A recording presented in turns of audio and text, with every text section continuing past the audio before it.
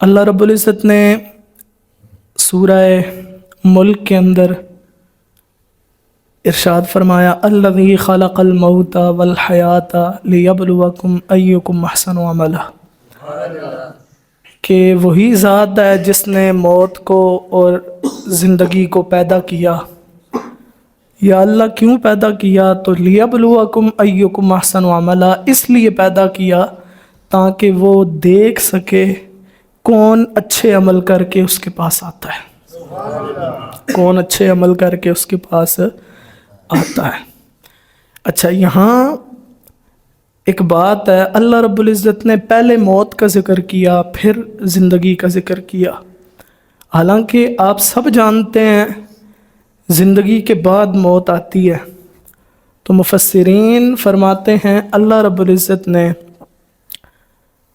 موت کا ذکر پہلے اس لیے کیا ہے، اللہ تعالیٰ بتانا چاہ رہا ہے کہ لوگو، یہ جو تمہاری زندگی ہے، یہ تمہاری دنیا کی زندگی، یہ حقیقی زندگی نہیں ہے۔ حقیقی زندگی وہ ہے جو تمہاری موت کے بعد شروع ہوگی۔ حقیقی زندگی کون سی ہے؟ جو موت کے بعد شروع ہوگی۔ اور موت ایک ایسی اٹل حقیقت ہے دنیا کی، اگر آپ سب سے بڑی حقیقت، اور اللہ نے قرآن میں بھی اسے بیان فرمایا ہے، وَاعْبُدْ رَبَّكَ حَتَّى يَأْتِيَكَ الْيَقِينُ، کہ اے میرے محبوب آپ عبادت کیجئے یہاں تک کہ یأتیک الیقین، آپ کے پاس یقین آ جائے۔ یعنی اللہ رب العزت نے موت کو یقین کے ساتھ تعبیر کیا ہے۔ دیکھیں، اللہ رب العزت نے ساری کائنات کو بنایا۔ اگر آپ کائنات پہ تھوڑا سا نظر ڈالیں، اللہ نے آسمان کو بنایا، بعض چیزیں ایسی ہیں جنہیں اللہ نے ایک مرتبہ کن کہا اور وہ بن گئی۔ آسمان ہے، جتنا بنانا تھا اللہ نے بنا دیا، زمینیں ہیں اللہ نے بچھا دی، دیگر مخلوقات ہیں اللہ نے ایک مرتبہ کن کہا اور وہ سورج چاند بن گئی۔ ایسا بھی تو ہو سکتا تھا نا کہ اللہ سارے انسانوں کو، دنیا کے سارے انسانوں کو ایک دفعہ کن کہہ کے پیدا کرتا اور ایک دفعہ ہی ان انسانوں کو مار دیتا، لیکن ایسا نہیں ہوا۔ کیوں؟ وجہ یہ ہے، اگر ایسا ہوتا تو پھر ہمارا موت پر یقین نہ ہوتا۔ ہمارا موت پر یقین ہوتا ہے جب ہم لوگوں کی جو ہے وہ لاشوں کو اپنے کندھوں پہ اٹھاتے ہیں، ہم قبرستان جاتے ہیں، قبریں دیکھتے ہیں، ہمارے گھر کے افراد اس دنیا سے چلے جاتے ہیں، تو پھر ہمیں موت پہ یقین ہوتا ہے۔ اور یہ موت ایسی اٹل حقیقت اور ایسی یقینی بات ہے کہ دنیا میں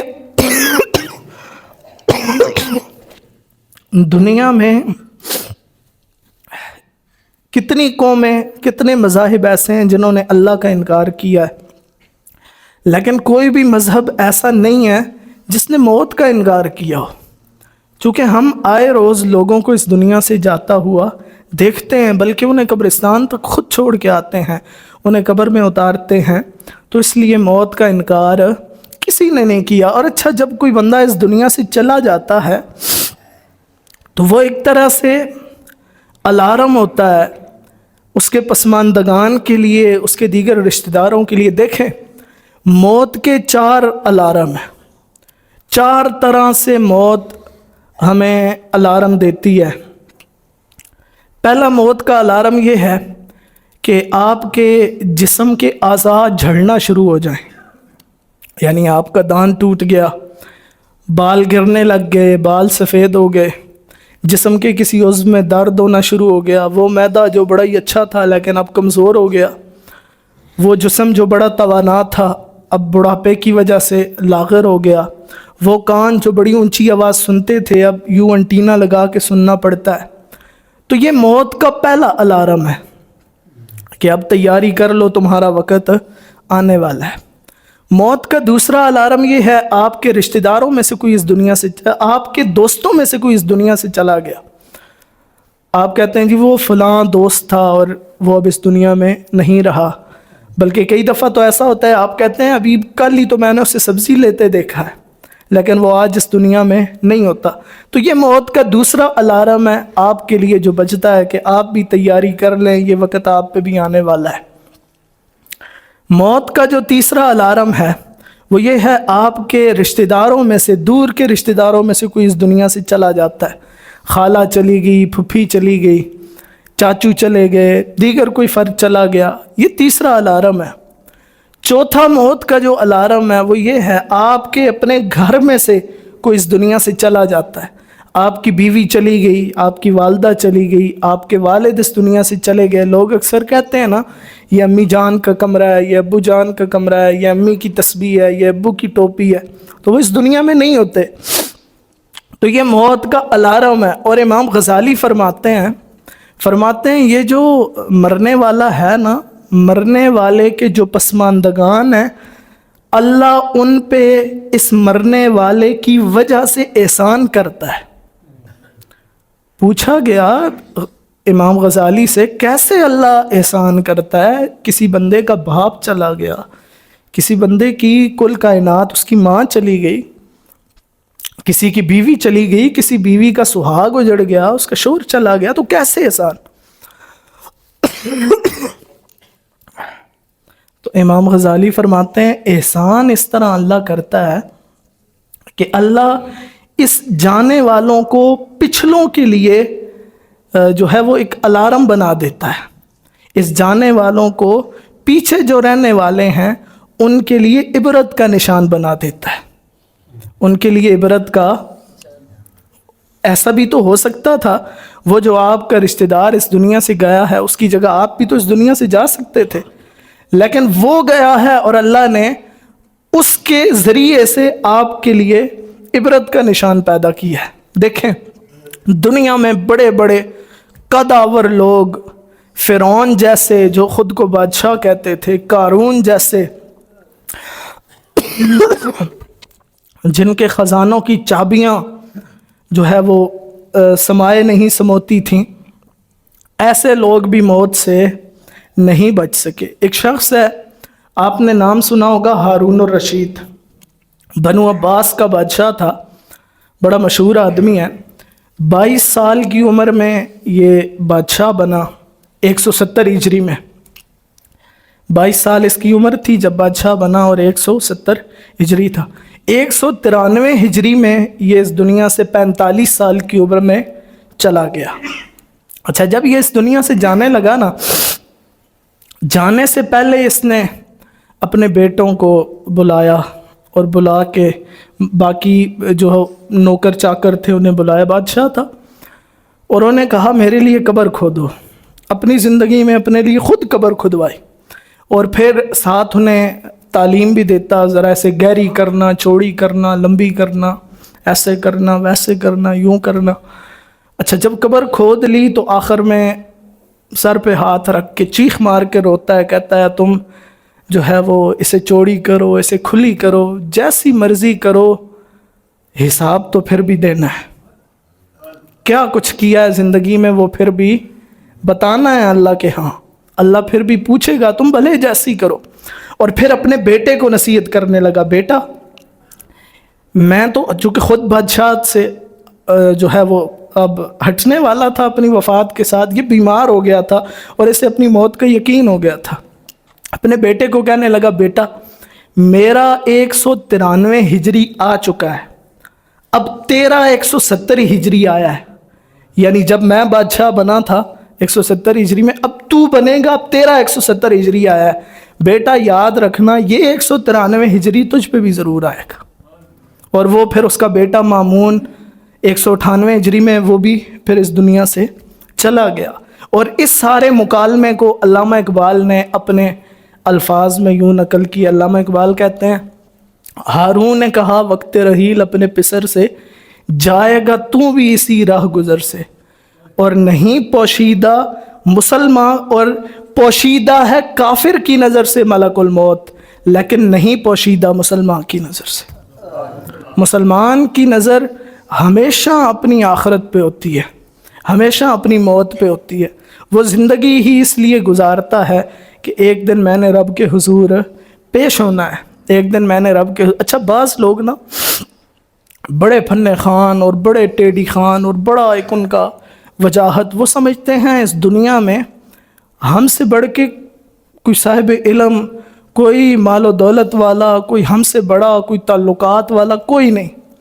لیکن موت ایک ایسی چیز ہے، اللہ کہتا ہے اینما تکونوا یدرککم الموت، تم جہاں کہیں بھی ہو یہ موت تمہیں ضرور بے ضرور ایک نہ ایک دن آ کے پکڑے گی. یہ ایک نہ ایک دن، اقبال نے اسی چیز کو اپنے الفاظ میں بیان کیا ہے. اقبال کہتا ہے کہ بلکہ یہ شعر ہم نے یہاں پہلے بھی ایک مرتبہ سنایا تھا جمعے پہ. اقبال کہتا ہے کہ وہ انسان جس نے 9,30,00,000 میل دور سورج کی جو شعاع ہے اس شعاع کو وہاں سے کھینچ کے اپنے جو اس کا جو ہے وہ چھت ہے، چھت پہ پڑی سولر پلیٹ میں جذب کر کے اس شعاع سے اس نے بجلی کی یونٹ بنا لی. اقبال کہتا ہے کہ یہی انسان آج تک اپنی اس شہرگ پہ، اپنی اس نبض پہ قابو نہیں پا سکا. اقبال کہتا ہے کتنی ترقی کر لی ہے لیکن جب اس کی سانس نکلنے لگتی ہے اس وقت اس سانس کو پیچھے موڑ نہیں سکتا. اور سورہ واقعہ میں اللہ تعالیٰ نے اس حقیقت کو بیان کیا. سورہ واقعہ کے آخر میں اللہ کہتا ہے جب اس دنیا سے کوئی جا رہا ہوتا ہے اس کی سانس اس کے گلے میں اٹکی ہوتی ہے، وَأَنْتُمْ حِينَئِذٍ تَنظُرُونَ، اللہ کہتا ہے تم اس کے پاس بیٹھے ہوتے ہو، رشتہ دار، ڈاکٹر، دیگر لوگ، اور سب کو پتہ ہوتا ہے کہ اس کا آخری وقت ہے، اس کی سانس اب نکل رہی ہے. تو اللہ کہتا ہے ترجعونہا ان کنتم صادقین، اللہ کہتا ہے اگر تم سچے ہو نا، اگر تم سمجھتے ہو تمہارے اوپر کوئی بادشاہ نہیں ہے، کوئی رب نہیں ہے، اللہ کہتا ہے یار یہ جو اس کی سانس نکل رہی ہے ترجعونہا ان کنتم صادقین، اللہ کہتا ہے ذرا اسے لوٹا کے تو دکھاؤ، ذرا سانس کو لوٹا کے. تو انسان نے اتنی ترقی کر لی ہے کہ وہ سمندروں کی تہہ تک پہنچ چکا ہے، وہ چاند پہ پہنچ گیا ہے، وہ دیگر خلاؤں میں، ہواؤں میں پرواز کر رہا ہے، لیکن آج تک انسانیت اپنی اس شاہراگ پہ ہاتھ نہیں ڈال سکی، اپنی اس شاہراگ پہ آج تک ہاتھ نہیں ڈال سکی. اور اقبال کہتا ہے جس نے سورج کی شعاؤں کو گرفتار کیا زندگی کی شب تاریک سحر کر نہ سکا. کہتا ہے جس نے سورج کی شعاؤں کو، یہ 1931 میں اس نے کہا تھا کہ جس نے سورج کی شعاؤں کو گرفتار کیا اس نے وہ زندگی کی شب تاریک سحر کر نہ سکا. وہ کہتا ہے اس کا جب آخری وقت آتا ہے تو پھر وہ اپنی اس جو ہے وہ زندگی کو کی شب تاریک کو وہ سحر نہیں کر سکتا.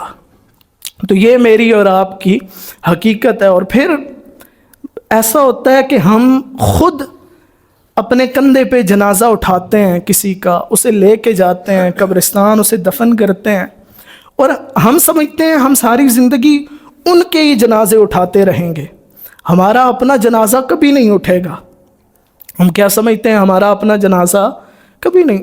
حالانکہ ہوتا یہ ہے، سوچنا یہ چاہیے آج آپ نے کسی کو کندھا دیا ہے تو کل آپ کو بھی کسی کے کندھے کی ضرورت ہوگی، اور وہ دن بڑی جلدی آنے والا ہے، کوئی زیادہ وقت نہیں لگنا اس دن کو آنے کے لیے. حضور صلی اللہ علیہ وآلہ وسلم نے فرمایا کہ الدنیا حلم، دنیا ایک خواب ہے.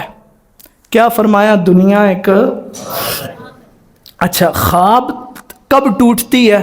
جب انسان کی آنکھیں کھلتی ہیں.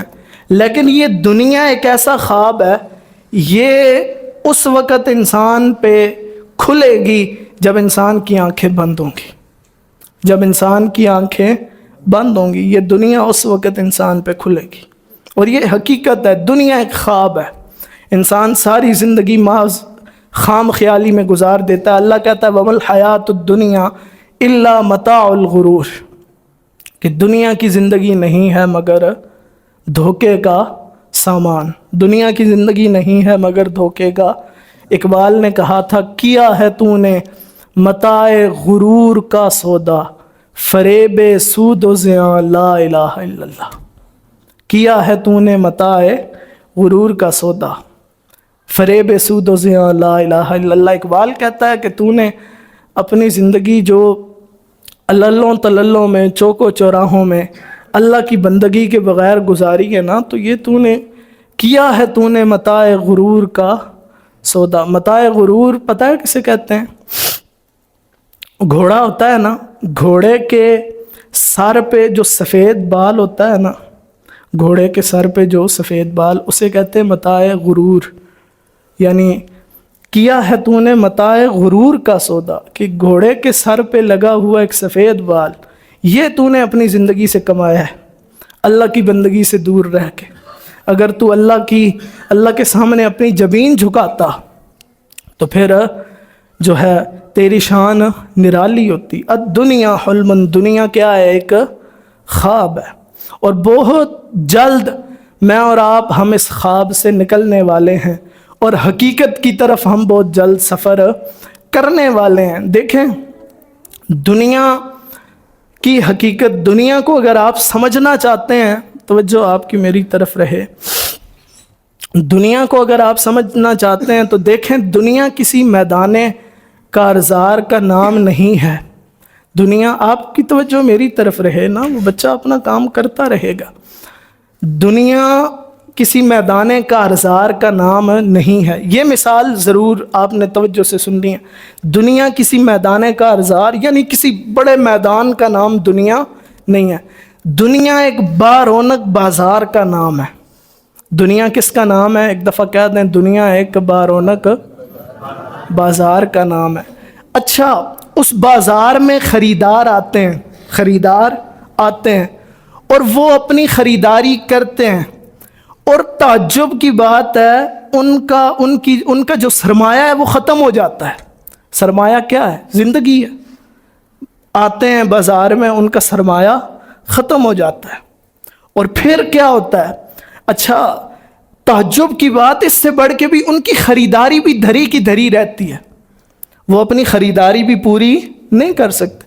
اور پھر اس سے بڑھ کے تعجب کہ رونق بازار قائم رہتی ہے، آپ کے جانے سے کسی کو ٹکے کا فرق نہیں پڑتا۔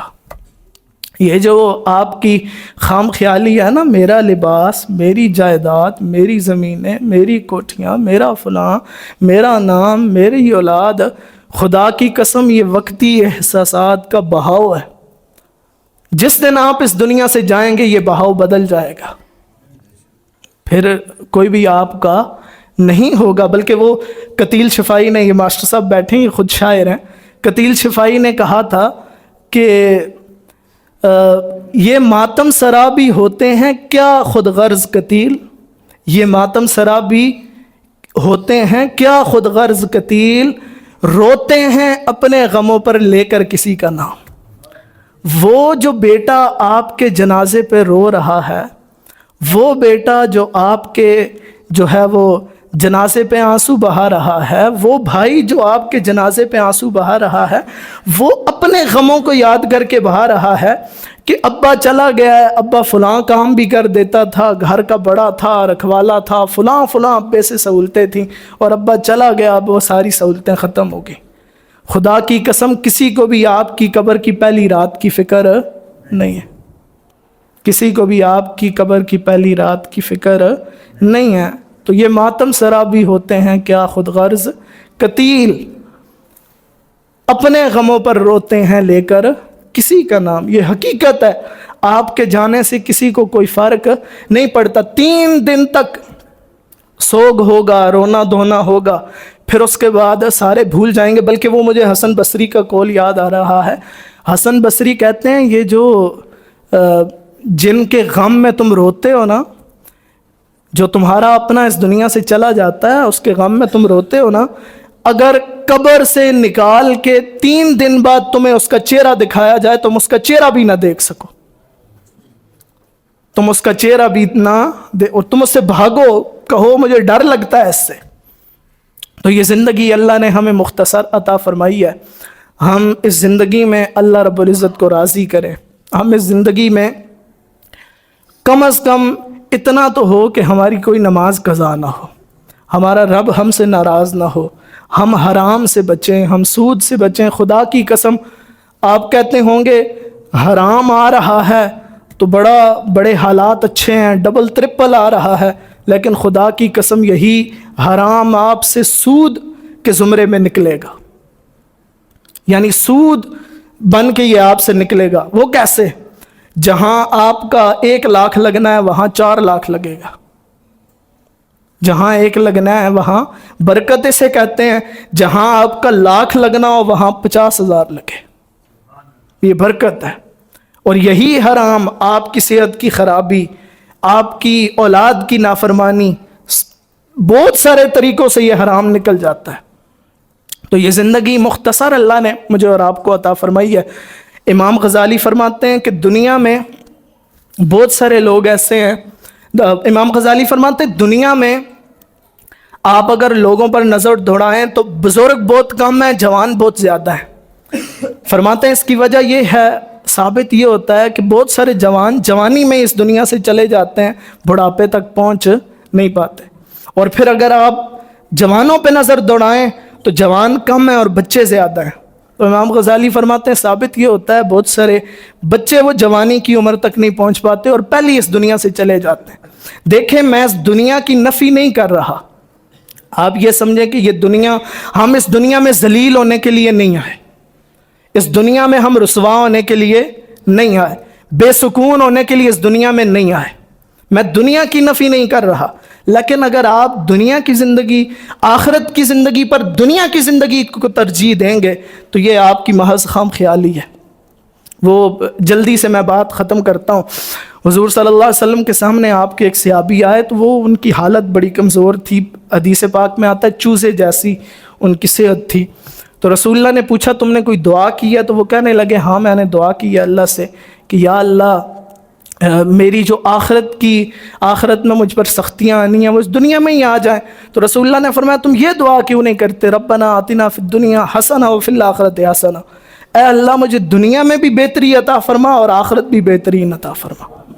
تو فرمایا تم یہ دعا کیوں نہیں کرتے؟ اور اگر ہم اس آخرت کی زندگی پر دنیا کی زندگی کو ترجیح دیں، دیکھیں دنیا کی زندگی ہے کتنی سی. اگر آج کل ایوریج عمر 50 سے 55 سال ہو گئی ہے سائنسدان کہتے ہیں، لیکن اگر آپ 60 سال بھی کر لیں تو 8 گھنٹے ہر بندہ دن میں سوتا ہے. 20 سال تو 60 سال میں سے یہ نکل گئے. پھر جو ہے وہ اس کے بعد ہر بندہ جو ہے وہ 8 سال سوتا ہے، 20 سال یہ نکل گئے. پھر اس کے بعد ہر بندہ آدھا گھنٹہ 40 منٹ دن کو واش روم میں گزارتا ہے. 2 گھنٹے 1.5 گھنٹہ جو ہے وہ 2-2.5 سال آپ کی عمر میں سے یہ نکل گئے. پھر ٹینشنیں، پھر بچپن کی آپ کی زندگی 14 15 16 سال وہ نکل گئے. تو پیچھے ٹوٹل 20-21 سال کی زندگی بنتی ہے. آپ کے بچپن کے 15-16 سال نکالیں، آپ جو 8 گھنٹے روز سوتے ہیں وہ نکالیں، آپ جو روز واش روم میں وقت گزارتے ہیں، پھر بیماریوں میں، پھر پریشانیوں میں، بے سکونیوں میں جو وقت گزرتا ہے، یہ سب نکالیں تو پیچھے 18-20 سال کی زندگی بنتی ہے. تو اگر آپ اس 18-20 سال کی زندگی کو آخرت کی زندگی پر ترجیح دیں گے تو پھر یقیناً یہ ہم سب کے لیے، اور جو ترجیح دیتا ہے اس کے لیے یقیناً ناکامی کا باعث ہے. اور پھر لوگوں کو اس بات کی خبر ہوتی ہے، وہ سمجھ رہے ہوتے ہیں کہ مولانا صاحب بات ٹھیک کر رہے ہیں، لیکن وہ مانتے نہیں ہیں، وہ بدلتے پھر بھی نہیں ہیں. اور اللہ نے اس حقیقت کو قرآن پاک میں بھی بیان کیا ہے. اللہ فرماتا ہے کہ والآخرۃ خیر وابقیٰ، آخرت بہتر بھی ہے اور باقی رہنے والی بھی ہے. بل تؤثرون الحیات الدنیا، لیکن بلکہ تم جو ہے وہ دنیا کی زندگی کو ہی ترجیح دو گے. یعنی وقتی طور پہ لگتا ہے کہ یہ بات ٹھیک کر رہا ہے، لیکن ہم مانتے نہیں ہیں. ہم دنیا کی، لوگ کہہ رہے ہوتے ہیں جی فلاں بخشا گیا اسی بھی بخشے ویسا، فلاں جنتا انج گیا تے اسی بھی چلے ویسا. اے دنیا، اے زندگی، اے جان ڈٹھا اگلا جان کس ڈٹھا.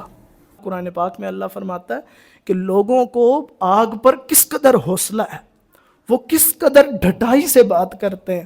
اللہ رب العزت مجھے اور آپ کو موت کی یاد اور فکر آخرت کی اللہ ہمیں توفیق نصیب فرمائے. اللہ تعالی ہم سب کو جب ہمارا آخری وقت ہو خاتمہ ہمیں ایمان پہ نصیب فرمائے. انشاءاللہ آئندہ جمعہ سیرت کا جو ہمارا 17واں بیان ہوگا، انشاءاللہ آئندہ جمعہ بات وہاں سے آغاز ہوگا. اللہ رب العزت مجھے اور آپ کو عمل کی توفیق عطا فرمائے. وآخر دعوانا الحمدللہ رب العالمین.